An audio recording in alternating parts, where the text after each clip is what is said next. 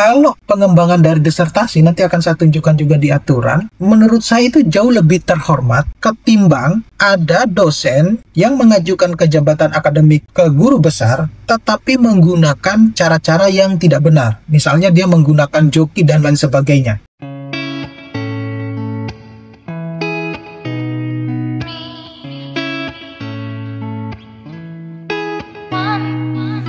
Baik Bapak Ibu dosen, Assalamualaikum warahmatullahi wabarakatuh.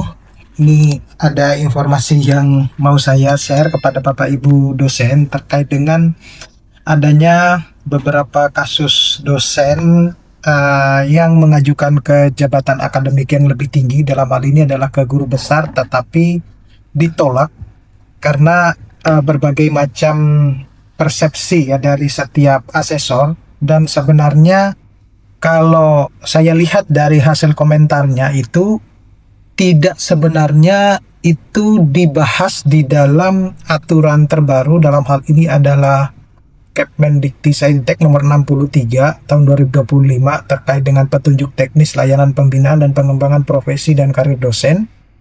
Dan dari hasil sosialisasi pun saya tidak mendapatkan informasi tersebut. Nah, jadi jikalau saya ada kesalahan, Bapak Ibu bisa mengoreksinya.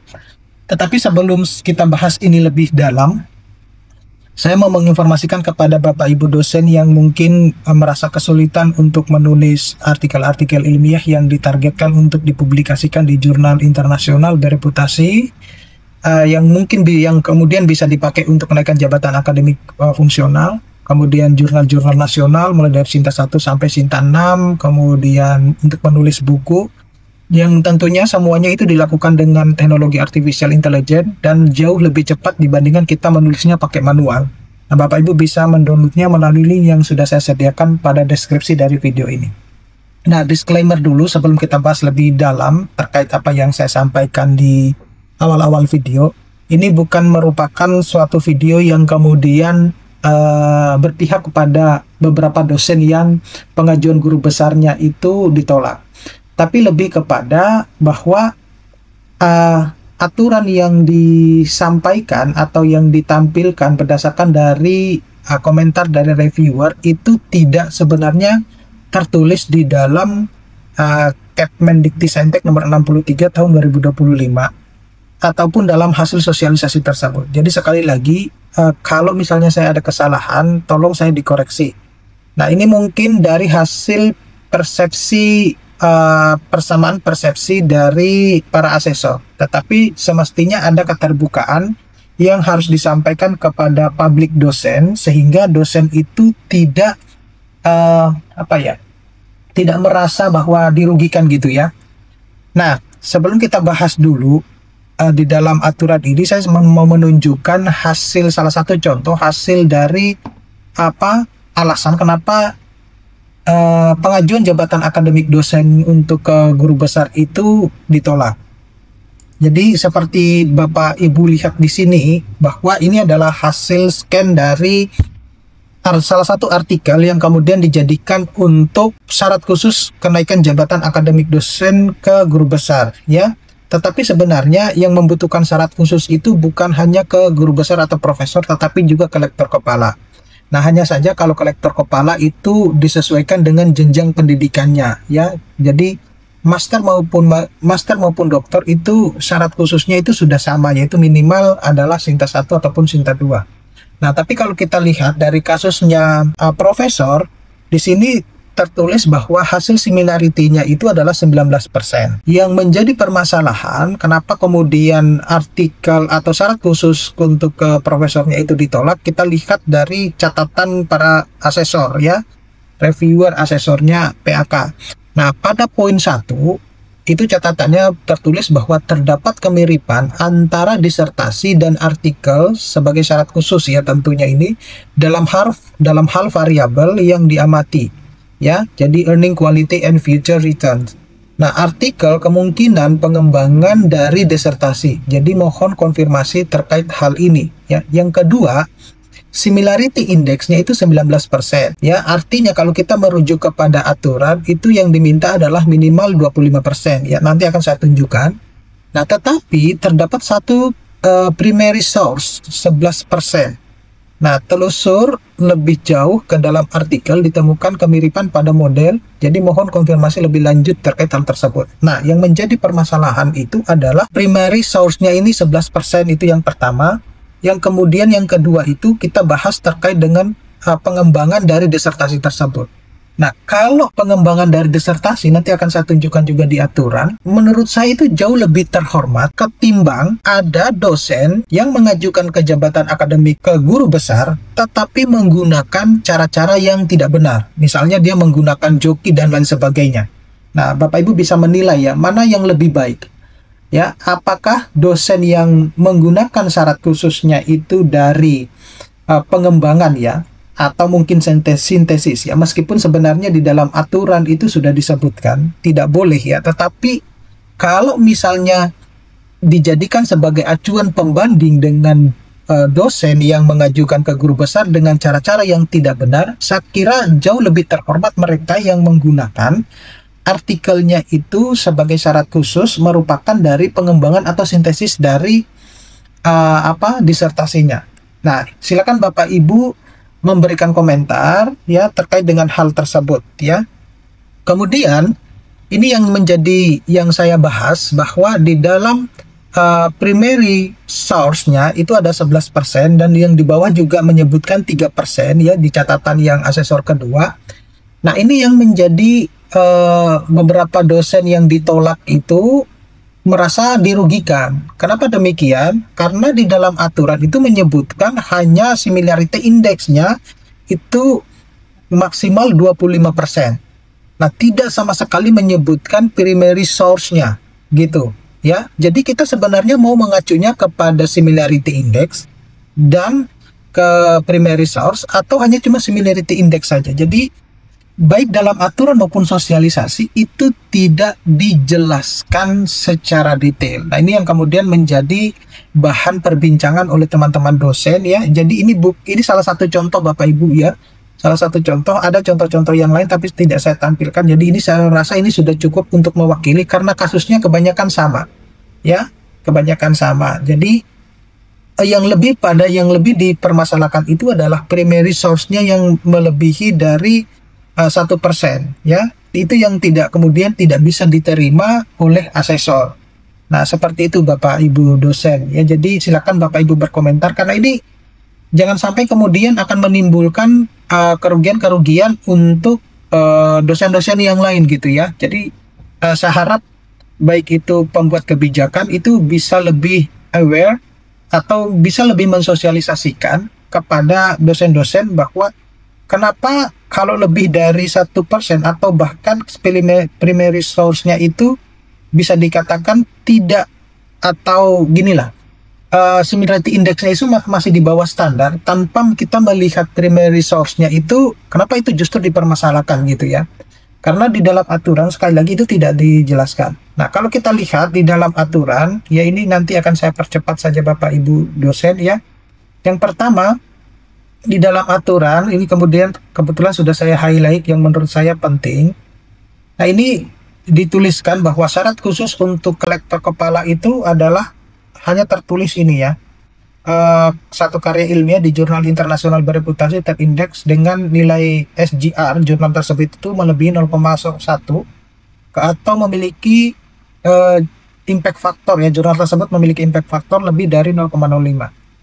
Nah, yang menjadi kenapa itu tidak disebutkan ya primary source-nya itu adalah tidak sama sekali disebutkan di sini. Nah, yang menjadi poin yang ingin saya juga pertanyakan itu adalah keterangan lebih lanjut mengenai syarat khusus sebagai berikut ya, bahwa jurnal ilmiah internasional bereputasi itu harus memenuhi kriteria sebagai berikut. Nah, saya mau menyoroti yang poin 9 dari cara penulisan saja sudah typo gitu ya. Jadi proses review dilakukan dengan baik dan benar. Nah, kata baik dan benar itu tergantung dari si reviewnya, ya. Nah, kadangkala para asesor PAK itu menilai seakan-akan dia memposisikan dirinya itu sebagai review artikel, gitu, bukan sebagai reviewer reviewer dokumen PAK, tapi dia sebagai reviewer artikel. Itu ada salah satu dosen yang ditolak, justru catatannya itu mengomentari isi artikelnya. Itu yang agak lucu ya, karena begini, yang namanya artikel sudah terbit berarti dia sudah melalui proses panjang ya, termasuk review atau bahkan tidak direview tergantung dari artikelnya ya, terutama kalau artikel-artikel yang publish pada masa COVID yang terkait dengan artikel COVID itu kadang tidak melalui proses review atau dilempar ke review eksternal gitu ya. Nah, pengalaman waktu sekolah kemarin S3 itu ada beberapa pembicara-pembicara dari luar negeri itu yang memiliki pengalaman bahwa artikelnya itu hanya cukup sampai di meja editor itu. Jadi mungkin kalau di Indonesia belum pernah ketemu semacam itu ya, tapi kalau di luar negeri itu sudah terbiasa hal yang semacam itu. Nah, ini yang perlu juga harus diketahui oleh semua dosen hal ini. Nah, jadi berbicara terkait dengan yang dilakukan dengan baik dan benar itu adalah hak dari prerogatif dari para reviewer. Nah, tentu kalau kita mereview tentu dilakukan dengan baik dan benar, tetapi jangan sampai bahwa para asesor PAK itu memposisikan dirinya kemudian mereview isi artikel gitu ya. Sekali lagi bahwa artikel yang sudah terbit itu adalah sudah melalui proses panjang dan sudah memenuhi syarat untuk diterbitkannya artikel tersebut pada jurnal yang dituju gitu ya. Jadi tidak pada konteks kita menilai isi artikel. Nah, untuk jumlah artikel setiap penerbitan itu adalah wajar. Nah, ini juga harus juga disikapi dengan baik, karena kalau kita lihat di jurnal-jurnal tiap tahun itu mereka menerbitkan sangat bervariasi asalkan tidak dalam kategori yang dilarang oleh Scopus ataupun Web of Science seperti itu. Nah, jadi ini perlu untuk diberikan pemahaman kepada semua dosen terkait dengan hal tersebut.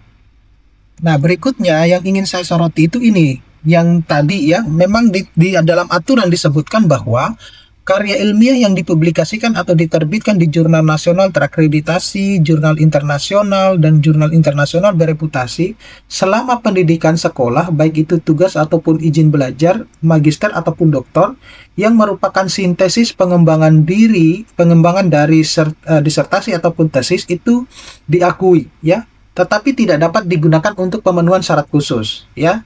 Jadi bahwasanya saya menilai bahwa kalau tidak digunakan sebagai syarat khusus itu jauh lebih, sebenarnya kalau kita menggunakan itu sebagai syarat khusus dari hasil disertasi ataupun tesis, itu menurut saya jauh lebih terhormat dibandingkan dosen-dosen yang banyak kasus belakangan ini menggunakan cara-cara yang tidak benar untuk menuju ke guru besar ataupun profesor gitu. Silakan yang pembuat kebijakan mungkin bisa menalaah lebih jauh gitu, karena banyak kasus dosen-dosen yang menjadi profesor tapi dengan menggunakan cara-cara yang tidak benar, perjokian ya, banyak kasus ya lah semacam itu. Nah, kemudian ini yang banyak juga diprotes oleh teman-teman dosen ya, karena memang di Indonesia itu kan ada dualisme ya antara non ASN maupun yang ASN. Yang pada poin ini itu merasa bahwa yang ASN itu, PNS itu dirugikan gitu, karena untuk menjadi ke guru besar dia harus sesuai dengan pangkat golongan yang step by step gitu ya. Sedangkan untuk yang non ASN itu tidak harus memperhatikan pangkat dan golongan ruang ya, dan penyetaraan yang dimiliki jabatan fungsional. Nah, itu saya juga tidak memahami atas dasar apa kemudian yang PNS itu harus step by step. Contohnya misalnya begini. Nah, kalau kita lihat, Bapak Ibu bisa baca ya pada poin-poin di atas sebelumnya di aturan ini, itu menyebutkan bahwa untuk ke guru besar Bapak Ibu dosen itu harus minimal 4A dulu, 4B gitu ya, 4C semacam itu ya. Nah, itu yang kayak gitu. Tetapi kalau untuk non ASN enggak gitu ya, mau ke 4A langsung ke 4D ya nggak apa-apa semacam itu. Nah, itu yang saya pahami semacam itu. Nah, mohon saya di ini ya, nanti ini Bapak Ibu bisa baca pada poin ini ya, di bawah poin B ini. Nah, berikutnya terkait dengan similarity itu, nih yang terkait dengan similarity itu kan di sini ya, di hasil persamaan persepsi ini terkait dengan penyamaan persepsi Kemendikti-Saintek nomor 63 tahun 2025 ini yang diterbitkan 12 Maret.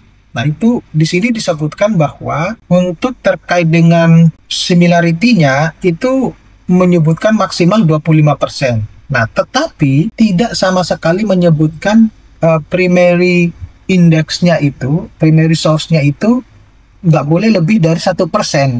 Nah, ini yang banyak dipertanyakan oleh teman-teman dosen. Jadi sebenarnya kalau saya kalau misalnya artikel tersebut itu secara keseluruhan similarity-nya itu tidak melebihi 25%, semestinya ya bisa dipakai lah untuk sebagai syarat khusus ya. Kita tidak melihat dari primary source-nya karena tidak dibahas sama sekali gitu. Ya, seperti yang seperti pada catatan ini. Jadi apakah ini bentuk persamaan persepsi antar asesor yang kemudian tidak di-share kepada teman-teman dosen atau seperti apa? Ya saya juga nggak tahu. Oke, saya kira cukup sekian Bapak Ibu dosen. Mudah-mudahan ini bisa bermanfaat. Nanti kita akan ketemu pada video-video berikutnya. Saya akhiri, assalamualaikum warahmatullahi wabarakatuh.